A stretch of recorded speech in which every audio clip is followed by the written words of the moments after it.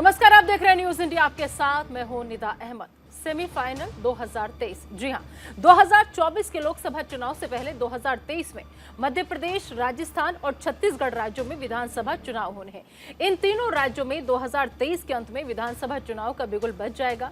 इन राज्यों की विधानसभाओं का कार्यकाल इस साल दिसंबर और अगले साल जनवरी में खत्म हो जाएगा। छत्तीसगढ़ और मध्य प्रदेश विधानसभाओं का कार्यकाल 3 जनवरी और 6 जनवरी 2024 को समाप्त हो जाएगा। राजस्थान विधानसभा का कार्यकाल 14 जनवरी को समाप्त हो जाएगा। राज्यों में सिलसिलेवार चुनाव के कारण 2024 के आम चुनाव तक सियासी फिजा गर्म रहेगी। आज हम एक एक करके तीनों राज्यों के चुनावी समीकरणों को समझेंगे। इन तीनों राज्यों में कौन सी पार्टी इस बार बाजी मार सकती है और कौन सी पार्टी दोबारा से सरकार बनाकर इतिहास रचेगी। हम इन सभी सवालों पर आज करेंगे चर्चा।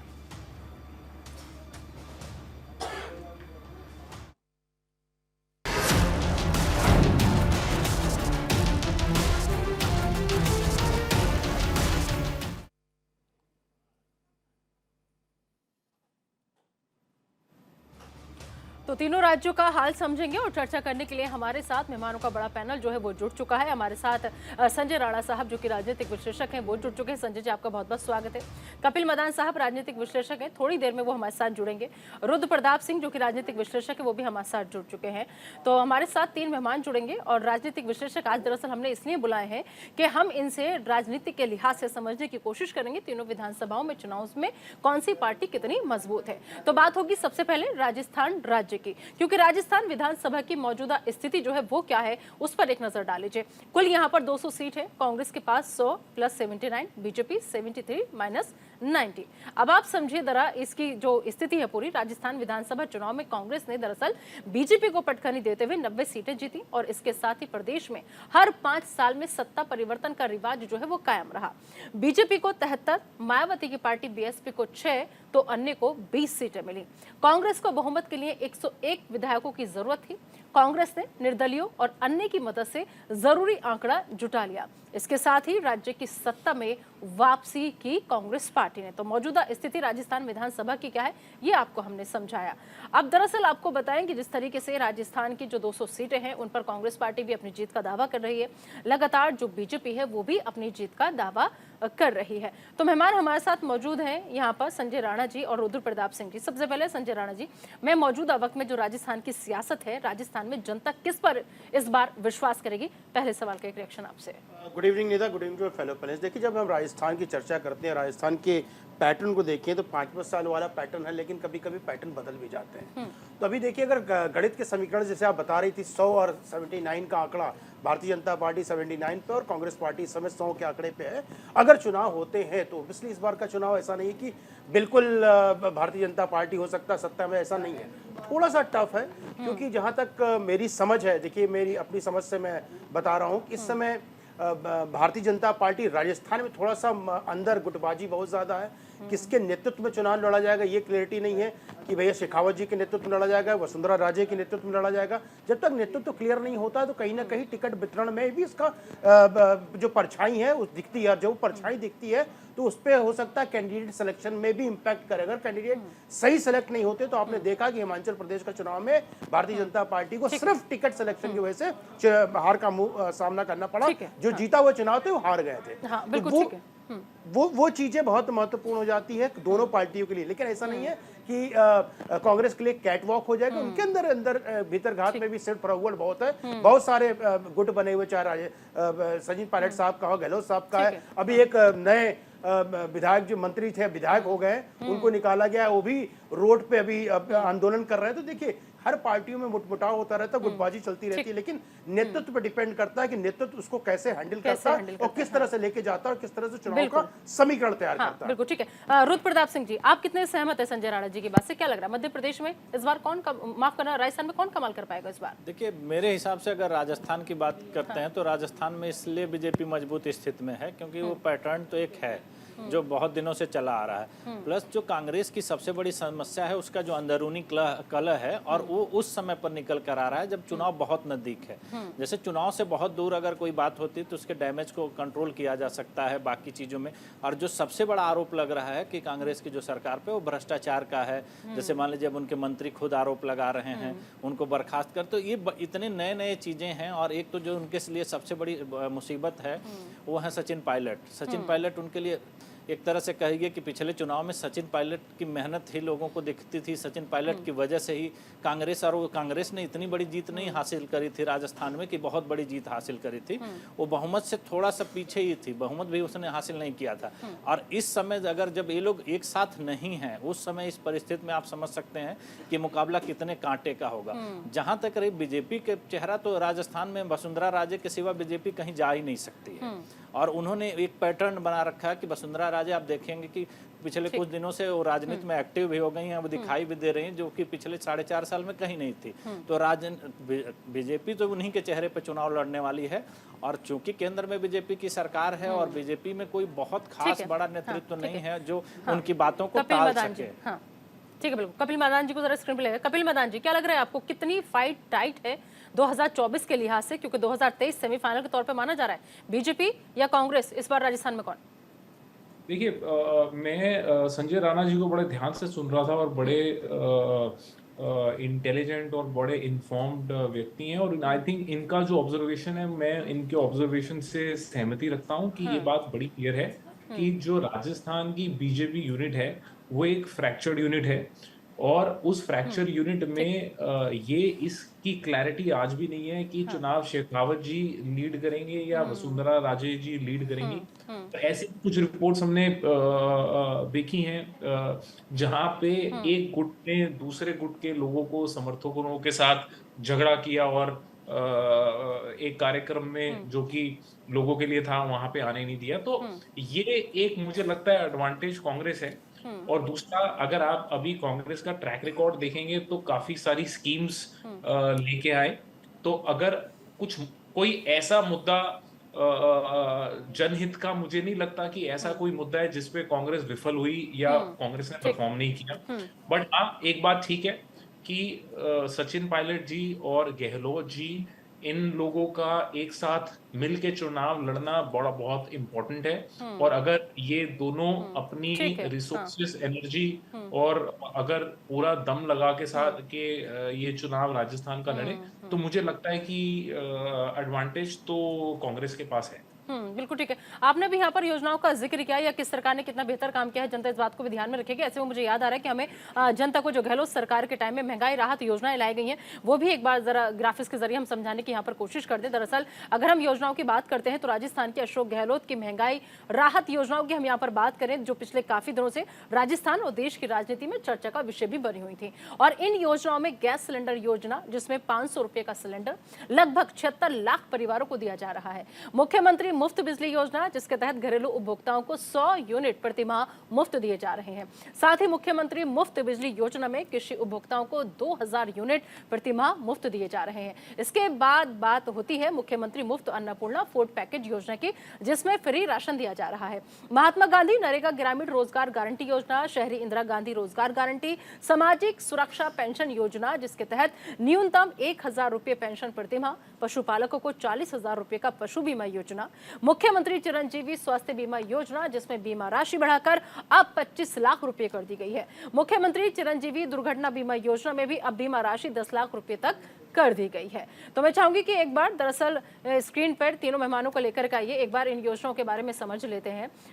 संजय जी, क्या लग रहा है, क्योंकि देखिए कहा जाता है एक दूसरे पर आरोप तो सब लगा देते हैं कि मुफ्त की रबड़ी बांटी जा रही है, ये हो रहा है वो हो रहा है, लेकिन हर कोई इस तरीके के लोक लुभावन वादे करता है चुनाव से पहले। तो ये जो फ्री में सब कुछ मिल रहा है राजस्थान की जनता को, ये प्लस पॉइंट साबित होगा या फिर निगेटिव पॉइंट साबित होगा? देखिए नीता, जब हम फ्री बीज की बात करते हैं, देखिए चाहे वो कोई भी सरकार दे रही हो, किसी की भी सरकार हो, किसी भी स्टेट में हो, तो उसमें सोचने और चिंतन करने का जरूरत पड़ जाती है कि वो फ्री बीज आ कहाँ रहा। देखिए ऐसा है कि अगर 500 रुपए का सिलेंडर दे रहे हैं तो ये देखना होगा कि 500 रुपए का सिलेंडर कितने दिन दे सकते हैं और उसका बजट डेफिसिट कितना है और डेट कितना है स्टेट का और कितना एलोकेशन ऑफ बजट होगा इसको कंपनसेट करने के लिए। देखिए आपके कर्नाटका में 10 किलो चावल की योजना कांग्रेस पार्टी ने दी थी, जिसकी जरूरत को पूर्ति करने के लिए तकरीबन 10 लाख जो हेक्टेयर 10 लाख मैट्रिक टन चावल की जरूरत पड़ेगी, और आज के दिन में उनके पास छत्तीसगढ़ से खरीदने के बाद भी 3.5 लाख हो पा रहा है। देखिए 7.5 लाख जो है वो भी कमी है। तो देखिए बोल देना और करना दो अलग अलग चीजें हैं। चुनाव कभी कभी इन मुद्दों पे होता है, लेकिन चुनाव के फैक्टर और नैरेटिव पे डिपेंड करता है कि वो किस नैरेटिव पे लड़ा जा रहा है। अभी थोड़ा सा लग रहा है कि कुछ नैरेटिव में सेटिंग हो सकती है, जैसे लाल किताब की चर्चा आज होने लगी है, हो सकता है कोई नई किताब, ब्लू किताब, सफेद किताब आ जाए, तो वो नैरेटिव को सेट करता है चुनाव के प्रति। देखिए हर आदमी 500 रुपए के सिलेंडर के लिए नहीं जाता, हर आदमी बिजली के लिए नहीं जाता, हर आदमी जो वोट है वो फ्री के लिए नहीं वोट करता है, वो देखता है क्षेत्र का विकास, रोजगार कैसे मिलेंगे, उस पे वो वोट करता है। वोट करने का तरीका होता है। ये सब चीजें माने रखती है, नो डाउट। गरीबों के लिए योजना अगर बना रही है कोई भी सरकार, तो लाभ पहुंचाना चाहिए, लेकिन लॉन्ग टर्म होना चाहिए, ना कि शॉर्ट टर्म। ठीक है, रुद्र प्रताप सिंह जी, क्या लग रहा है कि जो योजनाएं हैं ये ले जाएंगी सरकार को नैया पार कराने में मदद करेंगे, या फिर वाकई में जो असल मुद्दे हैं जिसे बीजेपी लगातार उठा रही है वो काम आएंगे? देखिए योजनाओं का तो फायदा होता ही होता है, क्योंकि जो वर्तमान में सरकार होती है कि वो चुनाव में इसी बेस पे जाती है कि उसने क्या क्या लाभकारी कार्य किए हैं, और वही समझाने की कोशिश करती है जनता के बीच में। लेकिन जो चुनाव में आज के समय में आप देख रहे हैं कि जो चुनाव में मेन चीज़ें हैं वो मुद्दे बहुत सारे आ जाते हैं, जिसमें आप भ्रष्टाचार एक बहुत बड़ा मुद्दा है कि अगर भ्रष्टाचार का मुद्दा कहीं पे भी आ रहा है तो आप देखेंगे जैसे कर्नाटक में कांग्रेस ने भ्रष्टाचार को ही मुद्दा बनाया और उसने वहाँ पर सरकार बना ली। उसी तरह से राजनीतिक दलों को अब ये बात पता चल चुकी है कि हमें चुनाव में कैसे जाना है, तो सरकार तो अपनी बातें रखेंगे ही रखेंगे, लेकिन जो कांग्रेस के लिए या जो बीजेपी अपना मुद्दा लेकर के आएगी वो राष्ट्रीय मुद्दों पर वहाँ चुनाव लड़ेगी, वहाँ भ्रष्टाचार के मुद्दों पर चुनाव लड़ेगी, महिला सुरक्षा के मुद्दे पर चुनाव लड़ेगी। और मेन चीज होता है कि राजनीति में कि मुद्दे कैसे जनता तक पहुंच पाते हैं। आप अगर मुद्दों को जनता को तक पहुंचाने में सफल हो गए और वो जनता तक पहुंच गए तो आपका काम हो गया। अगर वही चीज आप नहीं समझा पाएंगे, जैसे कांग्रेस ने, ऐसा नहीं है, बहुत अच्छी उनकी योजनाएं हैं, लेकिन सवाल ये है कि उनको उनके नेता कैसे ले जा पाएंगे। अब इस समय अगर उनके मंत्री का इस्तीफा हो रहा है, वो अपनी सरकार के खिलाफ बोल रहे हैं, उनके विधायक महिला सुरक्षा को लेकर के बोल रहे हैं, तो ये सब मुद्दों को जनता तक समझा पाना थोड़ा सा मुश्किल होता है। ये कांग्रेस की वहां पर समस्या होगी आने वाले समय। कपिल मदान जी, ये जो अभी मौजूदा स्थिति है राजस्थान की, खुद वहाँ के जो मंत्री कह लो या उनके अपने लोग कह लो, कभी कभी अंदरूनी कलह की खबर सामने आ जाती है, कभी कुछ भ्रष्टाचार सबसे बड़ा मुद्दा जो खुद उन्होंने उनके ही अपने मंत्री उठाते रहते हैं इस चीज को लेकर के। ये चीजें नुकसानदेह साबित होंगी कांग्रेस पार्टी को, और इसका फायदा कहीं ना कहीं बीजेपी ले जाएगी? देखिए मैं तो सिर्फ इतना बोलूंगा कि जो 2014 का पूरा चुनाव लड़ा था भाजपा ने, वो चुनाव करप्शन के मुद्दे पे लड़ा था, और वो करप्शन का मुद्दा बनाया गया था कि 2G केस है, इतना घोटाला हो गया। तो आप देखिए जब वो कोर्ट में मुकदमा चला और वो उस मुकदमे को कोर्ट ने जब उसका साक्ष्य देखे तो कोर्ट ने बोला कि कोई मुकदमा नहीं बनता और उसको केस को रद्द किया। तो देखिए कोई भी एलिगेशन लगा देना, क्योंकि सेंटर में बीजेपी है, सेंट्रल एजेंसीज का कंट्रोल बीजेपी के पास है, तो हम ये अक्सर देखते हैं कि जो ऑपोजिशन लीडर्स हैं, ऑपोजिशन लीडर्स पे मुकदमों का रजिस्ट्रेशन तो बहुत होता है, लेकिन वो रजिस्ट्रेशन कितने कन्विक्शन में कन्वर्ट होते हैं, जो कि पूरा ट्रायल चलता है कोर्ट के अंदर। तो अगर आप मुझे 2014 से लेकर 2023 में अब हैं, अगर आप देखेंगे तो मुझे नहीं लगता कि कुछ 1 या 2% से ज्यादा किसी का भी कन्विक्शन हुआ होगा 10 सालों के अंदर। दूसरा, हम ये भी देखते हैं कि एक बीजेपी का दोहरा चेहरा दिखता है कि जहां पे 2 दिन पहले प्रधानमंत्री साहब और बड़े बड़े बीजेपी के लीडर्स, जिन लीडर्स के अगेंस्ट करप्शन के एलिगेशन लगा रहे होते हैं, एक हफ्ते बाद उन्हीं के साथ मिलके गठबंधन करके सरकार बना रहे होते हैं। उसमें भी कोई बुराई नहीं है, लेकिन आप ये देखिए कि अगर आप फिर तो करप्शन तो सिर्फ कहने की बात हो गई, ये तो सिर्फ एक और जुमला हो गया कि कुछ भी जाके आप बोल दो, और आपके पास जब लीडर्स आपके फोल्ड में हो जाते हैं तो हम देखते हैं कि वो जो केसेस हैं वो केसेस कोल्ड स्टोरेज पे चले जाते हैं। ठीक है। उन केसेस के बारे में कोई बात नहीं होती। बिल्कुल बिल्कुल, उसकी अपने अपने फायदे के हिसाब से चीजें चलती हैं राजनीति में, ये कहना गलत नहीं होगा। ठीक है, बिल्कुल आपने यहाँ पर जिक्र किया। वैसे में सबसे बड़ी जो चुनौती है वो है गहलोत साहब के सामने। अब हम ग्राफिक्स के जरिए ये भी समझने की कोशिश कर लेते हैं कि आखिर गहलोत का चुनावी दाव जो है राजस्थान की सियासत में वो क्या हो सकता है, क्योंकि अगर जब चुनाव होंगे तो जाहिर सी बात है कि चुनावी दाव पर भी गहलोत सरकार जो है वो जाएगी। तो ऐसे में कुछ ग्राफिक्स हमने तैयार किए हैं, उनके जरिए आपको हम समझा देते हैं कि गहलोत का आखिर चुनावी दाव जो है वो क्या रहने वाला है। राजस्थान में 100 यूनिट तक बिजली जो है वो बिल उसका फ्री किया गया है। 200 यूनिट में आपको बता दें कि इसके बाद जो बारी आती है 200 यूनिट में पहले 100 यूनिट फ्री दी जाएगी, ये कहा जा रहा है। सीएम गहलोत का चुनावी दाव, आप इस चीज को समझिए, 200 यूनिट में पहले 100 यूनिट जो है सरकार की तरफ से आपको फ्री दी जाएगी। इसके बाद स्थायी शुल्क, फ्यूल सरचार्ज और अन्य शुल्क जो है वो आपका माफ किया जाएगा। तो आप समझिए किस तरीके से कौन कौन से शुल्क आपके माफ होंगे, कैसे बिजली का बिल आपका आधा होगा। 1 करोड़ 19 लाख में आपको बता दें कि ये सब कुछ आपको निपटाना होगा। राजस्थान में चुनावी मुद्दा क्या है वो आप समझिए। बेरोजगारी सबसे पहला बड़ा मुद्दा है। इसके अलावा दूसरा बड़ा मुद्दा है महंगाई, जिसे लगातार जो लोग हैं वो बनाने की कोशिश करेंगे चुनाव में। तो राजस्थान में चुनावी मुद्दे, कानून व्यवस्था तीसरे नंबर पर राजस्थान की आती है। अभी कुछ मामले सामने आए थे, खुद जो यहाँ के मंत्री जो लगातार हंगामा कर रहे हैं वो भी इस चीज को उठा रहे हैं। इसके अलावा महिला अपराध, जिस तरीके से क्राइम का ग्राफ वहां पर बढ़ने में, उसमें इजाफा होने में केसों में बीजेपी लगातार कह रही है। और सबसे बड़ी बात है किसानों की कर्ज माफी। तो राजस्थान में चुनावी मुद्दे ये हैं जो हावी रहने वाले हैं। राजस्थान सरकार को इन सब का जवाब देना होगा। इसके अलावा पेपर लीक मामला, मतलब परीक्षाओं में धांधली के मामले जिस तरीके से सामने आए, ये भी कहीं ना कहीं राजस्थान में चुनावी मुद्दे बनेंगे। तो राजस्थान की बात हमने अब यहाँ पर की। अब हम आ जाते हैं दूसरे राज्य पे, बात करेंगे मध्य प्रदेश विधानसभा चुनाव की। मध्य प्रदेश विधानसभा का चुनाव का जब जिक्र आता है तो 2018 की अगर हम बात करें, यहाँ पर कुल सीट थी 230। पार्टी सीट किस किस को मिली? कांग्रेस पार्टी के खाते में 114, बीजेपी के खाते में 109 सीट गई। तो ये जो 200 सीटों का आंकड़ा है वो इस तरीके से, कांग्रेस 114, बीजेपी 109 में फिलहाल यहाँ पर उलझा हुआ है। तो मध्य प्रदेश विधानसभा चुनाव 2018 का ये नतीजा आपको हम दिखा रहे हैं। लेकिन आपको बता दें अब राजनीतिक संकट 2020 में क्या आ जाता है। कुल 230 सीट में से पार्टी जो सीट थी कांग्रेस के पास 96 और बीजेपी के पास ये आंकड़ा बढ़कर के पहुंच जाता है 2020 आते आते 122। तो आप इस चीज को समझिए, कांग्रेस महज 96 पे और बीजेपी के पास आंकड़ा बढ़ के 120 2020 आते आते पहुंच जाता है। अब मध्य प्रदेश में कुल मतदाता की, वोटर की संख्या जो है वो कितनी है? 4.94 करोड़ जो है वो यहाँ पर ओबीसी है जो 50% 0.9% है। एससी की बात करें 15.62% है। एसटी की बात करें 21.9% है। और इसके अलावा अगर हम सामान्य पा जाते हैं, सामान्य महज 5%। मुस्लिम जो वोट बैंक है वो 6.57% है। बाकी अन्य जो चला जाता है वो 1% वोट ऐसा है मध्य प्रदेश में जो 1% के खाते में चला जाता है। अब ऐसे में सवाल ये उठता है कि आखिर मध्य प्रदेश में कौन कितना लोकप्रिय है? तो मध्य प्रदेश में सीएम शिवराज की लोकप्रियता जो है वो सबसे ज्यादा है। और साथ ही साथ क्योंकि आपको बता दें कि शिवराज की जो लोकप्रियता है उसके पीछे, दरअसल एमपी में शिवराज की लोकप्रियता के पीछे जो कारण बताया जाता है वो ये कि सालों से सरकार चलाने का अनुभव उन्हें है। सालों से सरकार वहां पर चला रहे हैं। मुख्यमंत्री के तौर पर चौथा कार्यकाल उनका, जिसे सबने देखा कि कैसे उनके कार्यकाल रहे। 5 बार सांसद और विधायक वो रह चुके हैं। तो लोकप्रियता की वजह से कहा जा रहा है कि आखिर मध्य प्रदेश में अब की बार चेहरे को देख करके चुनाव जो है वो होंगे। अब ऐसे में कांग्रेस की तरफ से आपको बता दें कि यहाँ पर कमलनाथ जो है वो सीएम उम्मीदवार है। और इनका जो अनुभव कहता है वो ये है कि दशकों का लंबा राजनीतिक अनुभव इनके साथ है। यहाँ पर कांग्रेस की तरफ से कमलनाथ हैं। दशकों का लंबा राजनीतिक अनुभव का फायदा इन्हें कहीं ना कहीं मिलता है। सबसे बड़ी बात है कि बेदाग छवि, 9 बार सांसद और 1 बार सीएम रहे हैं कमलनाथ, इसका भी फायदा उन्हें कहीं ना कहीं मिलेगा। लोगों में कमलनाथ की खासी लोकप्रियता है। लोग जो है वो चेहरे से ही, नाम से ही पहचानते हैं, जानते हैं, बेदाग छवि वाले हैं। और सबसे बड़ी बात है राजनीति का बेहतर अनुभव उनके साथ है। और सबसे बड़ी बात यह कि मध्य प्रदेश विधानसभा चुनाव का जब हम जिक्र कर रहे हैं, बीजेपी का जो वादा है वो ये कि लाडली बहना योजना के तहत बीजेपी बहुत अच्छा काम कर रही है।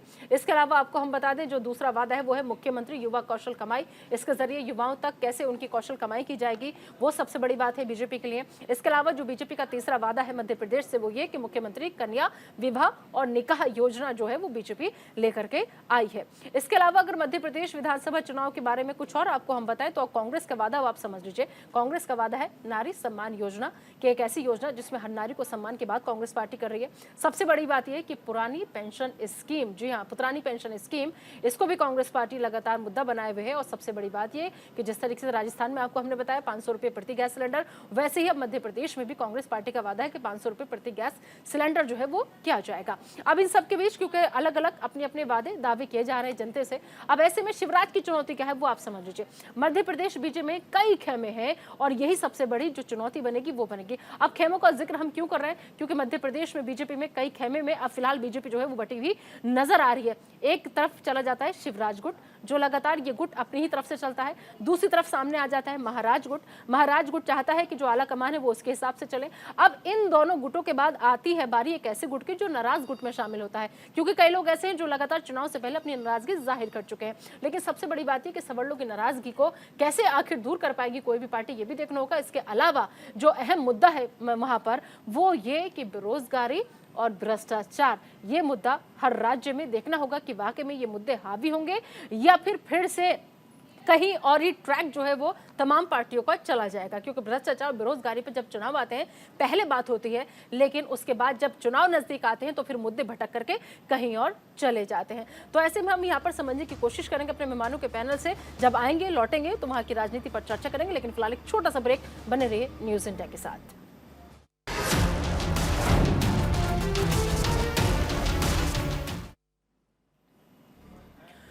तो ब्रेक पर जाने से पहले छत्तीसगढ़ विधानसभा चुनाव की हम बात कर रहे थे। अब ऐसे में ये समझना बेहद जरूरी हो जाता है कि क्या कहते हैं, छत्तीसगढ़ पर हम आएंगे लेकिन मध्य प्रदेश के कुछ चीजें हैं जिनको समझना बेहद जरूरी है। मेहमान हमारे साथ मौजूद है यहाँ पर, मेहमानों का हम रुख करेंगे। संजय जी, क्या लग रहा है आपको, अगर मध्य प्रदेश के मौजूदा वक्त में हालात हम देखें, अगर अभी चुनाव हुए, किसके खाते में जीत और किसको मिलेगी हार? देखिए निदा जी, जब हम मध्य प्रदेश की बात करती है और आपने अभी कमलनाथ जी का नाम बताया, तो कमलनाथ जी अपने आप में एक ब्रांड है जो स्टैब्लिश हो चुका है मध्य प्रदेश के अंदर। उसमें कोई बोलने में मुझे कुरेज नहीं है। वो कांग्रेस नहीं है, वो बियॉन्ड कांग्रेस हो चुके हैं। अपने बल पे चुनाव, चाहे पिछला भी चुनाव हुआ था, उनके चेहरे पे ही लोग चुनाव लड़ा गया था और अपने चेहरों पे ही लाके तकरीबन 114 या 15 जो सीट आई थी उनके चेहरे पे आई थी। तो उसमें कोई बोलने में मुझे कुरेज नहीं है। लेकिन जब हम बात करते हैं भारतीय जनता पार्टी पे, नो डाउट एक तो दो चीजें उसमें ऐड हो जाती है। एक तो कमल का निशान, मोदी का चेहरा, और शिवराज जी का चेहरा।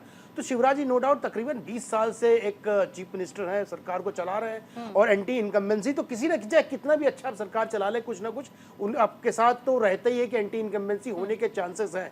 और आपने जैसे दो फैक्टर बताया, महाराज वाला फैक्टर, तो नो डाउट जब देखिए, मैं हमेशा ये कहता हूं कि टिकट वितरण जो होता है बहुत महत्वपूर्ण हो जाता है। और जिस भी गुट में नहीं जाऊंगा, अगर पार्टी के हित में अगर कोई सोच करके टिकट वितरण करता है तो उसका फर्क रिजल्ट में कन्वर्ट होने में आसान हो जाता है। अगर वो अपने हित को देख करके काम करता है तो उसको हारने की संभावना जो है थोड़ी सी बढ़ जाती है। तो अब ये देखना बहुत महत्वपूर्ण है कि योजनाएं दोनों पार्टियों के पास है, कोई फ्री दे रहा है, कोई कुछ दूसरी चीज फ्री दे रहा है, उसमें मैं नहीं जाना चाहता हूं। होता है क्या है, जब चुनाव होता है वो चेहरे पे होता है, मुद्दों पे होता है। मुद्दा दो तरह के होते हैं, एक होता है कि लोकल मुद्दे होते हैं, नेशनल मुद्दे। तो यहाँ पे जो है मुद्दे, चाहे वो राजस्थान हो चाहे मध्य प्रदेश हो, इसमें लोकल प्लस नेशनल मुद्दे दोनों चलेंगे, क्योंकि दोनों नेशनल पार्टी का सीधा सीधा सामना है, इसमें कोई तीसरी पार्टी नहीं है। तो ये महत्वपूर्ण हो जाएगा चुनाव में कि शिवराज सिंह अपने आप को कैसे प्रोजेक्ट करते हैं और कैसे क्या काउंटर करते हैं कमलनाथ जी का। तो नेक टू नेक चुनाव होगा वहां पे। ऐसा नहीं है कि किसी भी पार्टी के लिए इजी है। एक 20 साल से शासन कर रही है और एक 20 साल बाद शासन में वापस आना चाहती है। तो दोनों पार्टियों में संघर्ष बहुत जारी रहेगा और संघर्ष है। और उसके लिए देखना होगा कि उनका टिकट वितरण कैसे होता है, राजनीतिक समीकरण कैसा होता है, जातिगत समीकरण क्या होता है, और आदिवासियों के लिए क्या क्या योजनाएं बना दी कि आदिवासी तकरीबन ओबीसी आपने बताया 50%, ये बहुत बड़ा फैक्टर होता है। उसको कैसे एड्रेस किया जाता है, जिसने उसको एड्रेस कर लिया तो उसकी जीत संभव है। बिल्कुल। रुद्र प्रताप जी, क्या लग रहा है आपको, मध्य प्रदेश में कौन होगा सिकंदर? देखिए, मैं संजय जी की बातों का ही समर्थन कर रहा हूँ कि जैसे जो लोकल मुद्दे होते हैं वो तो होते ही होते हैं किसी भी चुनाव के लिए, और उसमें कहीं पे भी शिवराज सिंह चौहान कमज़ोर नहीं होते हैं। वहाँ पर लड़ाई बराबर की होती है, क्योंकि शिवराज जी बहुत समय से वहाँ मुख्यमंत्री हैं और लोगों के अंदर उनकी एक अच्छी छवि भी है। जहाँ तक बात कांग्रेस की जाती है, जब कांग्रेस पिछला चुनाव लड़ी थी तो उनके पास 3 बड़े नेता थे और जिन्होंने बड़ी मेहनत करी थी चुनाव में, कि से आपके कमलनाथ जी थे, दिग्विजय सिंह थे और इधर ज्योतिरादित्य सिंधिया थे। अब उसमें से एक लोग नहीं है। दूसरी क्या है कि कमलनाथ जी और दिग्विजय सिंह मतलब एक बहुत पुराना सा चेहरा हो गए हैं कांग्रेस के लिए। लोगों को देखते देखते उनको बहुत समय हो गया है। और जैसे एक होती है कि कांग्रेस भी कोई ऐसा लीडर वहाँ नहीं खड़ा कर पाई कि जिससे उनको अंदर एक बहुत बड़ा उत्साह है। वहीं पर बीजेपी सरकार में है। प्लस जब बीजेपी मध्य प्रदेश और राजस्थान के चुनाव में जाती है तो राणा जी ने सही कहा है कि उसमें वो दोनों नेशनल पार्टियां आमने सामने होती हैं, तो उनकी जो नेशनल इमेज है वो साथ में जाती है। और अगर वो 2-3% का भी अगर एज किसी भी पार्टी को दिला देती है तो वो पार्टी अच्छे मार्जिन से चुनाव जीत जाती है। और वो एज मुझे बीजेपी में इसलिए दिखाई दे रहा है कि जो बहुत सारे मुद्दे उसने कर्नाटक में बनाए थे जो वहाँ नहीं चले हैं, वो आपको राजस्थान और मध्य प्रदेश में वो मुद्दे दिखाई देंगे। वो हैं मुद्दे हिंदुत्व के, और वो उसके साथ जब बीजेपी चुनाव में उतरेगी तो आप देखेंगे कहीं न कहीं उसका फायदा उसको मध्य प्रदेश में होता दिखाई देगा। ठीक है, कपिल मदान साहब, क्या लग रहा है आपको, वाकई में राष्ट्रीय मुद्दे हावी रहेंगे या फिर जो इलाके के चुनावी मुद्दे हैं वो हावी रहेंगे?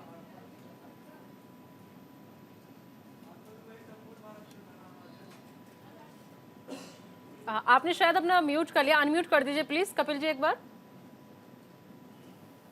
मुझे सुन पा रही जी हैं जी मैडम? जी बिल्कुल बिल्कुल, आई आवाज आई, बोलिए। देखिए, मैं अभी हमारे को पैनलिस्ट भाई जो हमारे हैं, मैं उनको सुन रहा था, राणा जी को भी सुन रहा था, तो उन्होंने एक हिंदुत्व की बात करी।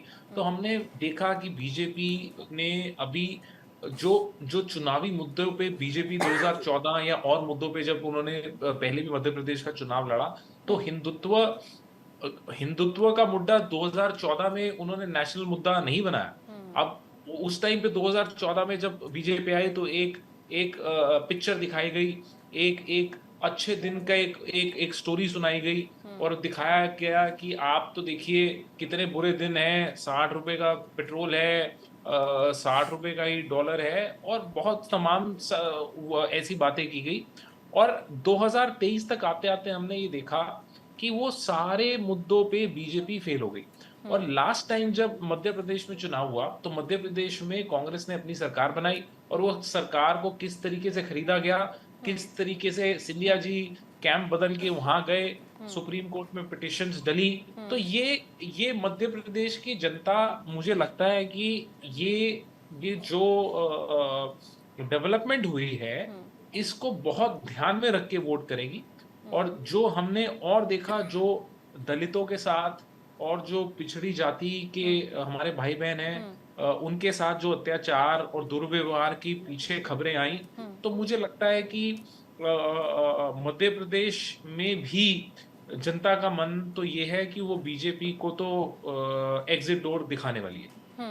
ठीक है, संजय राणा जी, अगर हम बीजेपी और क्या कहते हैं कांग्रेस पार्टी के चुनावी वादों पे आ जाएं तो किसके ज्यादा लोक लुभावने लग रहे हैं? बीजेपी लाडली बहना योजना, मुख्यमंत्री युवा कौशल कमाई, मुख्यमंत्री कन्या विवाह और निकाह योजना। वहीं कांग्रेस पार्टी नारी सम्मान योजना और पुरानी पेंशन स्कीम और 500 रुपए प्रति गैस सिलेंडर।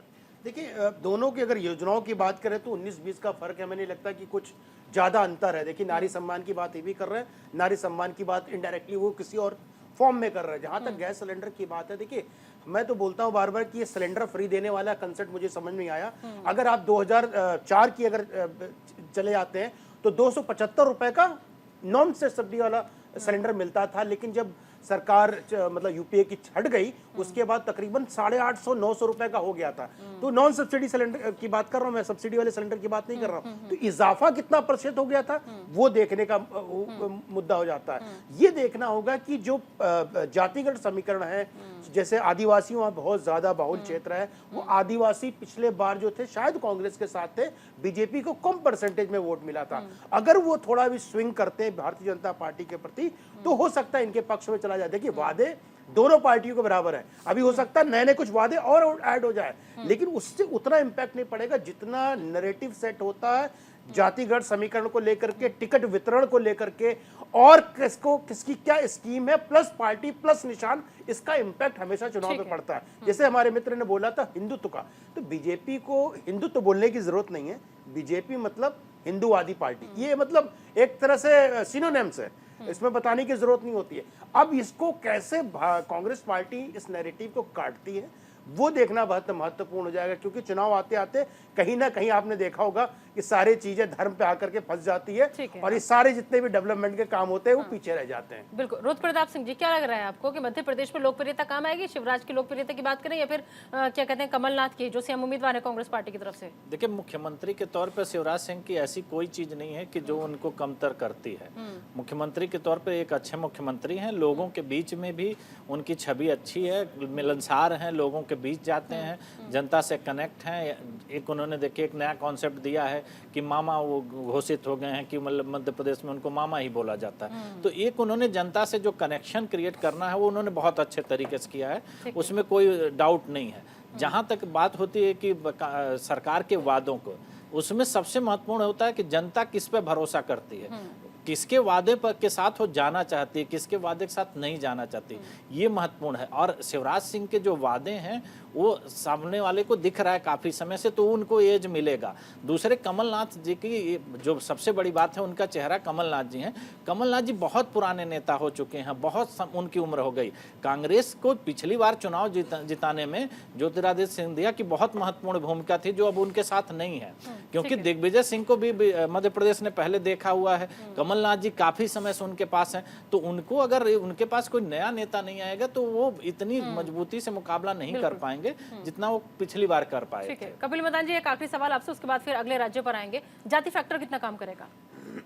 देखिए, मैंने अपने पहले ओपनिंग नरेशन में भी बोला था कि जब बीजेपी मूल मुद्दों पे फेल हो जाती है, जब वो अनएम्प्लॉयमेंट में फेल हो जाती है, जब वो महंगाई पे फेल हो जाती है, जब वो जो पेट्रोल और डीजल के दाम है उस पे वो फेल हो जाती है, तो आपके पास फिर कुछ बचता नहीं है। आपके पास फिर ध्रुवीकरण की राजनीति जो टूल है, जो ट्राइड एंड टेस्टेड बीजेपी का वो है फॉर्मूला, तो वो फिर वो उस पे आ जाता है। अभी हमने और इसके बड़े सारे हमने उदाहरण देखे, बुलडोजर पॉलिटिक्स और एक तरफा के बयान देना। तो मुझे लगता है कि अगर आप 20 साल किसी राज्य में आपने सरकार चलाई है तो आपका काम बोलना चाहिए, आपने किया क्या लोगों के लिए वो बोलना चाहिए, आपको वोट उस पे मांगने चाहिए, आपको अपने काम पे विश्वास होना चाहिए और आप पे ये विश्वास होना चाहिए कि आपने जो लोगों के लिए काम किए हैं,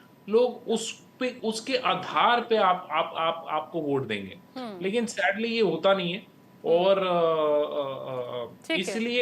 इसलिए जब आप यहाँ फेल हो जाते हैं तो फिर आप फिर दूसरी मुद्दों पे वोट मांगना शुरू करते हैं। ठीक है, बिल्कुल ठीक है। चलिए आगे बढ़ते हैं, अगले राज्य की तरफ रुख कर लेते हैं, वहाँ की सियासत को भी समझ लेते हैं। बात करेंगे छत्तीसगढ़ विधानसभा चुनाव की, लेकिन छत्तीसगढ़ की मौजूदा स्थिति जानने से पहले 2018 का क्या रिजल्ट रहा था वो सबसे पहले आपको जानना जरूरी है।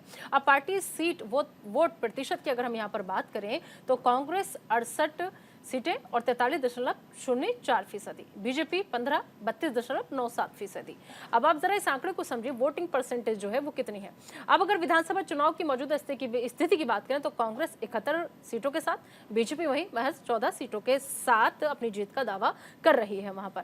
इसके अलावा अगर हम विधानसभा चुनाव में, ये तो कांग्रेस की और बीजेपी की सीटें हुई, अगर हम जातीय समीकरण की बात करें 32% अनुसूचित जनजाति है जिसका वोट बैंक हर पार्टी लेना चाहती है। इसके अलावा करीब 13% अनुसूचित जाति है, 13% वोट बैंक जो है वो अनुसूचित जाति का है छत्तीसगढ़ के अंदर। इसके अलावा अगर हम आगे बढ़ते हैं, प्रदेश में करीब 47% ओबीसी वर्ग है जो बढ़ चढ़ के हिस्सा लेते हैं, उनकी भागीदारी बहुत महत्वपूर्ण हो जाती है किसी भी पार्टी की जीत के लिए और हार के लिए। तो विधानसभा सीटें कुल 90 है छत्तीसगढ़ में, और लेकिन इन 90 सीटों में सामान्य सीट जो है उसका आंकड़ा 51 सीट का आता है 90 सीट में। इसके अलावा जो आरक्षित सीट का आंकड़ा है वो 39 पहुंच जाता है, सामान्य सीट 51, आरक्षित सीट 39, और 29 सीटें ऐसी हैं जो सीधे सीधे एसटी के खाते में जाती हैं, 10 एससी वर्ग के लिए रिजर्व कर दी गई है। तो छत्तीसगढ़ में चुनावी मुद्दा क्या है वो आप समझिए। ट्राइबल इलाकों में धर्मांतरण, जिसको लेकर के लगातार सरकार पर हमला बोला जाता है। इसके अलावा हम जब अगले मुद्दे पर आते हैं यहाँ पर, तो बात करते हैं हम यहाँ पर आरक्षण की, बेरोजगारी की, महंगाई की, कानून व्यवस्था की, भ्रष्टाचार की। तो ये तमाम मुद्दे हैं जो एक दूसरे पर देखना होगा कि जब चुनाव की तारीख होगा, ऐलान होगा, तो ये मुद्दे कितने हावी होते हैं। मेहमानों का पैनल लगातार हमारे साथ यहाँ पर मौजूद है। राणा जी, क्या कहेंगे आप? जिस तरीके से अभी पूरा छत्तीसगढ़ का पूरा समीकरण हमने आपको दिखाया, मौजूदा वक्त में वोटिंग परसेंटेज के हिसाब से बात कर लीजिए या फिर सीट के आंकड़े के हिसाब से बात कर लीजिए, किसकी स्थिति ज़्यादा मजबूत नजर आ रही है?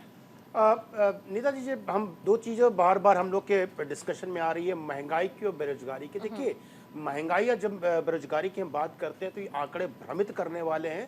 ये शायद कहीं ना कहीं विपक्षी पार्टियां एक तरह से शगुफा छोड़ देती हैं कि महंगाई बढ़ गई, बेरोजगारी बढ़ गई है। मैं तो बार बार हर डिबेट में बड़े बेवाकी से बोलता हूँ कि 91 से लेकर 2021 तक का आंकड़ा उठा के देख लीजिए, 5.60 से लेकर 5.98 के बीच है। ये नेशनल का बता रहा हूँ आंकड़ा। हो सकता है किसी स्टेट में ज्यादा, किसी स्टेट में कम हो जाता है। पेट्रोल की बात हमारे मदान भाई ने बोला कि पेट्रोल के प्राइसेस बढ़ गए। देखिए, अगर मैं 2 सेकंड में इसको बात को खत्म कर देता हूँ कि पेट्रोल जब था 34 या 36 रुपए था 2004 में, और जब छोड़ के गई थी कांग्रेस तो 72 रुपए था। आज के दिन में मैं यूपी की बात कर रहे, तकरीबन 96 रुपए है। तो इन्फ्लेशन देखेंगे, उनके काल में 75% हुआ था, आज के काल में देखें तो 35% हो गया।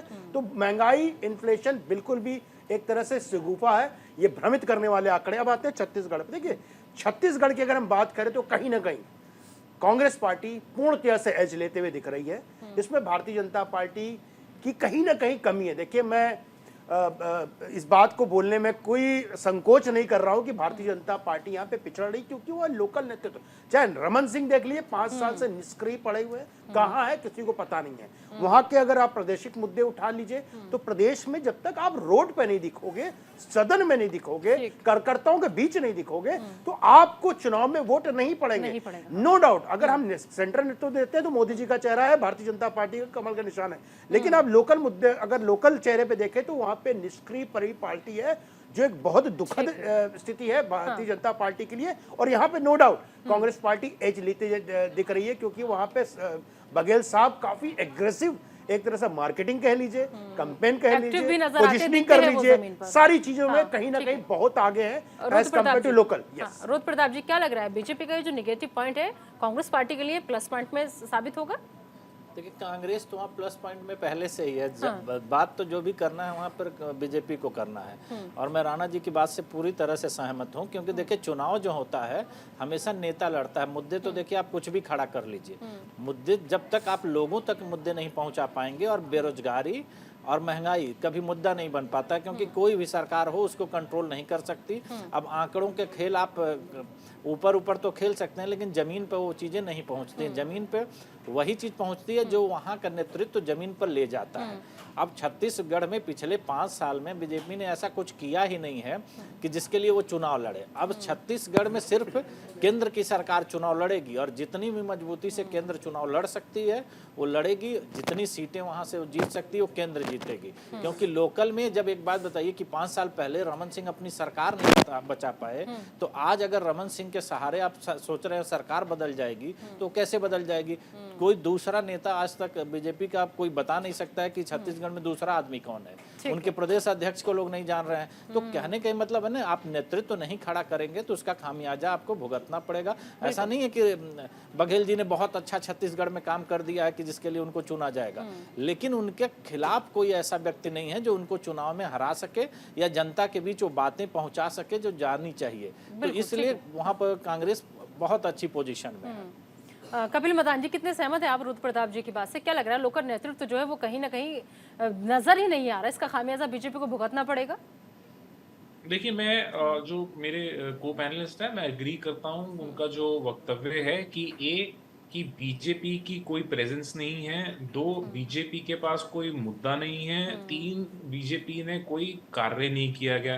देखिए, आप हर चुनाव में जाते हैं, चाहे वो छोटा हो चाहे वो बड़ा हो, आप अगर बीजेपी का ट्रैक रिकॉर्ड देखेंगे पिछले 10 सालों में उन्होंने जितने चुनाव लगे, उन्होंने उन चुनाव में नरेंद्र मोदी जी का चेहरा इस्तेमाल किया, और जो चुनावी कैंपेन होता है उस कैंपेन सारा वो मोदी जी के इर्द गिर्द रहा। अभी आपने देखा कर्नाटका में भी मोदी जी के चेहरे पे चुनाव किया, वो हार गए।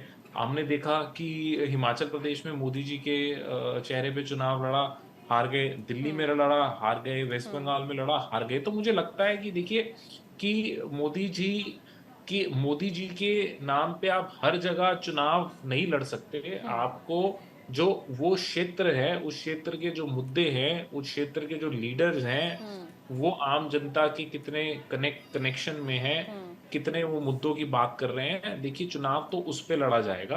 और जैसे कि संजय जी कह रहे थे और मेरे को पैनलिस्ट और भाई कह रहे थे कि आप लोगों को ये नहीं पता कि आपके अगेंस्ट में है है कौन। कौन? जो पूर्व सीएम थे, उनके बारे में नहीं पता कि उन्होंने ये पिछले 5 सालों के अंदर पार्टी के लिए और कौन से ऐसे जनता के मुद्दे उन्होंने उजागर किए। दूसरा, आप लॉ एंड ऑर्डर की, अगर आप छत्तीसगढ़ की अगर आप स्थिति देखेंगे तो लॉ एंड ऑर्डर भी एक अच्छी ठीक स्थिति में, कोई ऐसी कोई कंट्रोवर्शियल कोई इस तरीके की कोई घटना नहीं हुई। जो ट्राइबल और नक्सल्स की वहां पे एक ज्यादा प्रॉब्लम देखी जाती है, तो मुझे लगता है कि वो भी बहुत ज्यादा कंट्रोल में है। और मुझे लगता है कि जो मणिपुर में हुआ है, जिस तरीके से बीजेपी वहां पे विफल हुई है, और जो ये मणिपुर का जो मुद्दा है, मुझे ये भी लगता है कि मणिपुर का मुद्दा अब सिर्फ मणिपुर का नहीं रहेगा। मणिपुर का मुद्दा बाकी के जो चुनाव होंगे उसमें भी एक वो लॉ एंड ऑर्डर, महिला सुरक्षा, और जो बीजेपी ने इस पे बोलना नहीं चाहा, खुल के नहीं बात कर रहे, मुझे लगता है कि ये भी एक नेशनल मुद्दा बनेगा और इसका इम्पैक्ट और इलेक्शंस में भी होगा। ठीक है, बिल्कुल आपने कहा कि मतलब मणिपुर का जो मसला है वो वैसा बन गया है कि बीजेपी को हर राज्य में इसका खामियाजा उठाना पड़ेगा और जवाब देना पड़ेगा, बशर्ते सामने वाली पार्टी इसे उठाती कैसे, ये देखना होगा। संजय राणा जी, अगर मैं एक शब्द में पूछूं, मध्य प्रदेश, राजस्थान, छत्तीसगढ़, कांग्रेस पार्टी को कितने नंबर? देखिए, नो डाउट छत्तीसगढ़ में तो वो एक तरह से जीत रहे हैं, इसमें कोई बोलने में मुझे कुरेज नहीं है। लेकिन हाँ, राजस्थान और मध्य प्रदेश में कांटे की टक्कर है।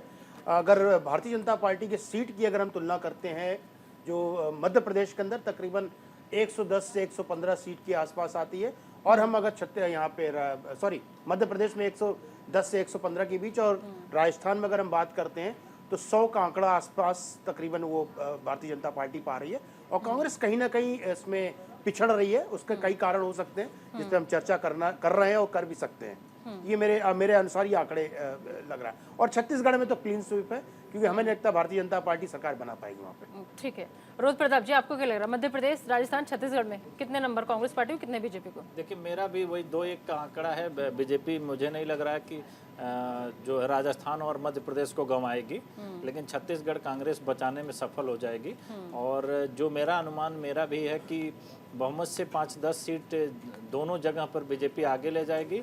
और जो छत्तीसगढ़ है, छत्तीसगढ़ 50+ सीट जीतनी चाहिए कांग्रेस को, अगर इस पोजीशन की बात करी जाए तो। राजस्थान में क्यों नहीं? राजस्थान में इसलिए कि राजस्थान में बहुत सारी समस्याएं हैं जो अभी दिखाई नहीं दे रही हैं। और वो चुनाव आते आते आप देख रहे हैं कि जैसे जैसे चुनाव नज़दीक आ रहा है, कांग्रेस की एक एक मुसीबत बढ़ती जा रही है। अब आप देख रहे हैं कि उनके मंत्री उनके बयान दे रहे हैं, प्लस जो इनका रवैया है गहलोत जी का, वो जो उनके खिलाफ बहुत सॉफ्ट है, वसुंधरा राजे के खिलाफ, तो ऐसा लगता है कि जैसे ये आरोप लगते रहते हैं कि इन दोनों लोगों का एक गेम प्लान है कि 5 साल आप रहो, 5 साल हम रहे। तो ये सब बहुत सारे इम्पैक्ट आएंगे जो आगे आने वाले समय में है, तो उसका कहीं ना कहीं बीजेपी को फायदा मिलेगा। और इसलिए मैं बीजेपी को मतलब 110 से 115 सीट तक मेरी उम्मीद से वो जाएंगे। ठीक है, कपिल मदान जी, आप कितने नंबर, मध्य प्रदेश, राजस्थान, छत्तीसगढ़ में कांग्रेस और बीजेपी? देखिए, मैं नंबर किसी के नंबर के बारे में मैं टिप्पणी नहीं करूंगा, लेकिन मैं एक ये चीज़ ज़रूर बोलूँगा कि बीजेपी तीनों ही चुनावों में बहुत वीक फुटिंग पे है। और आप देखेंगे कि बीजेपी के जो चुनावी प्रचारक होते हैं, सेंट्रल एजेंसीज, वो बहुत एक्टिव आपको नज़र आएंगी अगले 5-6 महीनों के अंदर।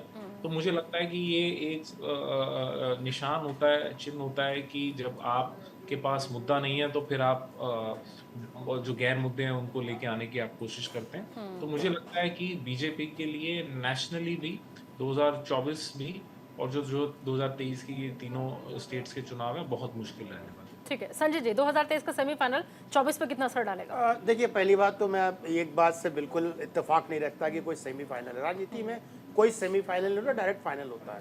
इसी तरह 2018 में भी यही तीनों स्टेटों में चुनाव हुए थे और आपने देखा था रिजल्ट क्या था।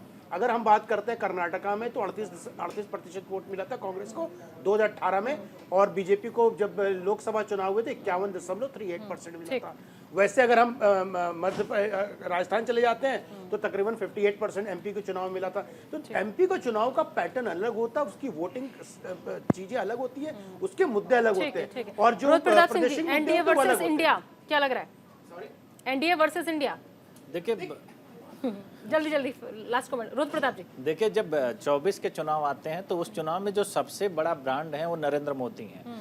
और नरेंद्र मोदी के जब चेहरे पर बीजेपी चुनाव लड़ने आती है तो कहीं से भी कुछ भी आप कर लीजिए, उनका एज रहेगा। क्योंकि आप देखेंगे पिछले चुनाव में भी तीनों राज्य हारने के बाद भी बीजेपी ने अपनी सीटें बढ़ाई थी, उनकी सीटें घटी नहीं थी। तो सेमीफाइनल तो नहीं कह सकते, और दोनों चुनाव पूरी तरह से अलग होंगे, और उस अलग में मेरा इस तरफ से बीजेपी माफी चाहूंगी, वक्त की कमी है। बहुत बहुत शुक्रिया संजय जी आपका, और कपिल मदान जी आपका, रोहित प्रताप सिंह जी आपका हमारे साथ जुड़ने के। तो समझिए कि हमने कोशिश ये की थी कि आखिर 2023 का सेमीफाइनल जो है, ऐसे में मौजूदा वक्त में स्थितियां क्या है, अगर अभी चुनाव होते हैं तो कौन सी पार्टी बाजी मारेगी, कौन सी पार्टी हार का मुंह देखेगी। फिलहाल एक छोटा सा ब्रेक, बने रही न्यूज़ इंडिया के साथ।